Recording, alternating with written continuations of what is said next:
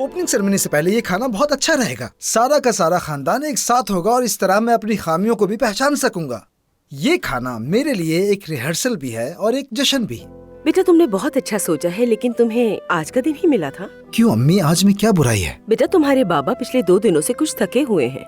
मैं तो ठीक हूँ बेगम। तुम तो हमेशा यही कहते हो हमीद, मैं ठीक हूँ बेगम। ऐसी खुशी की खबरें दवा का काम करती हैं, खासतौर पर जब वो बेटे की तरफ से आए। शाबाश मेरे बिजनेसमैन बेटे, हैं? आखिरकार रेस्टोरेंट खोल ही लिया है। लगता है तुम ये काम कर ही लोगे। पहले मुझे शक था लेकिन अब नहीं है। हाँ, खालदा और मेहमद को भी तिलक दे देना, बुरा न लगे उन्हें। दादी का तो मैं जिक्र ही नहीं कर रहा, उन्हें भूलना मत।